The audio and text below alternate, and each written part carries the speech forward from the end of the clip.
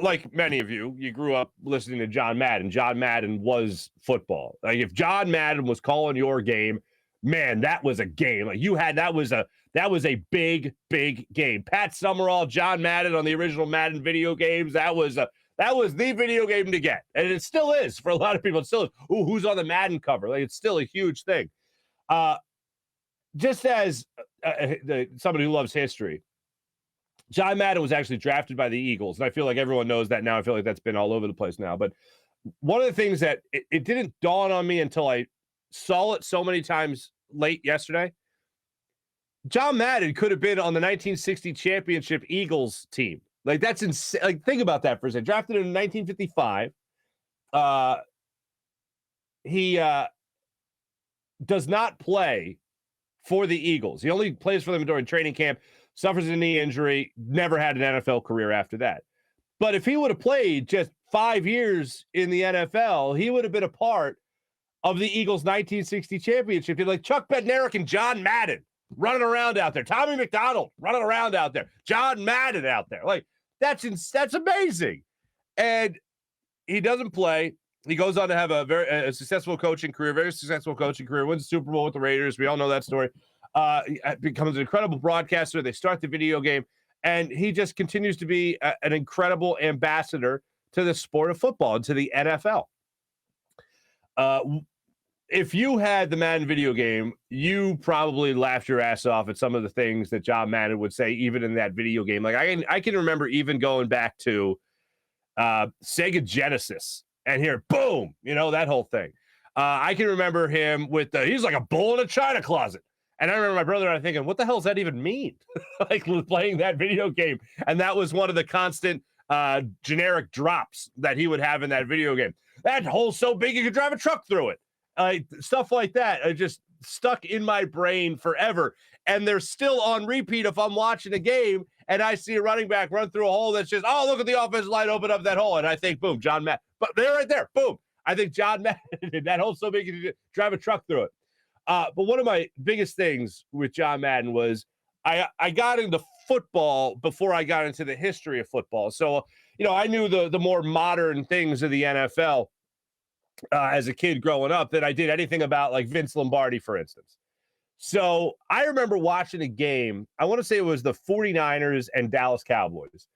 And I remember watching a game, and it was in San Francisco.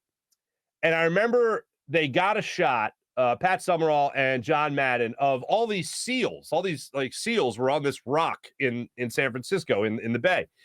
And John Madden gets his telestrator out and starts going, all right, here's what you got. You got the seal here and a seal here and a seal here and a seal here. And he's like telestrating the seals. And I'm laughing my ass off as like a 11, 12-year-old kid, however old I was at the time, thinking it was just hilarious that the football commentator is counting seals on a rock. He's like, got a seal here, and a seal here, and the whole thing. And then, I don't know, a couple of years later, when I start getting into the history of football and start watching old films on like Vince Lombardi and stuff like that, I then make the connection to what the reference John Madden was making. He was referencing what Vince Lombardi had done with the power sweep. Oh, you got a seal here, you got a seal here, and a seal here, and then you run it up here. And then it was like, I didn't know the reference Madden was making, but he was still funny. He was still enjoyable. And that takes a very special type of broadcaster to be able to do that. Like, I had no idea what the hell he was talking about. I didn't get the joke. I thought he was making the joke, and it was still funny. And that's what he was able to do. He was able to break down the game of football, X's and O's, better than anybody. And he was able to entertain the person sitting next to you that might not have been a football fan. Generally speaking, you call that mass appeal. But I have to think about the husbands into football that the wives were not, or the wives into football and the husbands were not. And they're sitting there watching a game together. One's forced to be in the room, and the other is still enjoying it. The non-football fan is still enjoying it because John Madden just had that ability. I have missed him in the booth since he hasn't been in the booth. I am honored to say that I worked John Madden's last game in the NFL, working for Sunday Night Football. And he is still missed in the booth because he was that great. Nobody will be better than John Madden. John Madden is the bar to which everybody else, every other color analyst in football, if not all of sport, is measured against. with the ability to explain football to you, with the ability to break down a play, and then the ability to tell you how to devour and make a turducken. Like, there is nobody that will really, really get to that bar ever again. He is the standard. And to think he could have been in the 1960 championship Eagles team is just wild to me. He would Ring of Honor, John Madden, right? Now, I think he was a 20th round pick back in the day. So hopefully he would have had a long career. But a couple of personal things. I told you already that around the Sunday Night Crew, he was always referred to as Coach.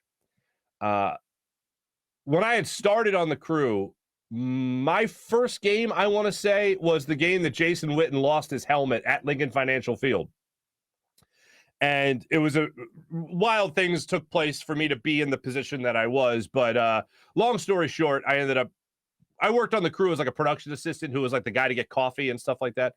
And they had asked me if I could do this one job for this one particular night because somebody was already, I think, in China for the Olympics. And I was like, yeah, sure. I had no idea what the job entailed. It basically entailed logging the game. So anyway, they said, also, you're going to be the horse trailer guy.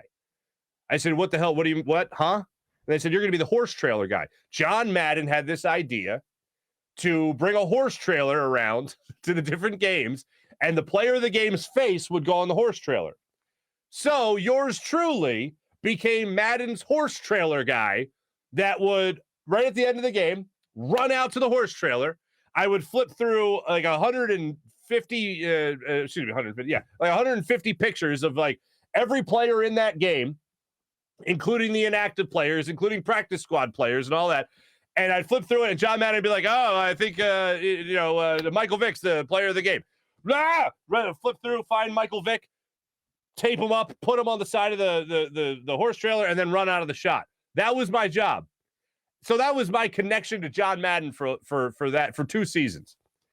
Now, Super Bowl Steelers Cardinals. I forget what number that was, but it was the year 2009 following the 2008 season. The Eagles were supposed to be in this Super Bowl, but instead they lost to the Cardinals in the NFC Championship game.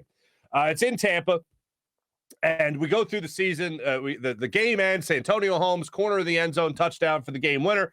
Roddy Harrison had the pick 6 return before half. Incredible. Like all that stuff. And I go to the catering tent after the game.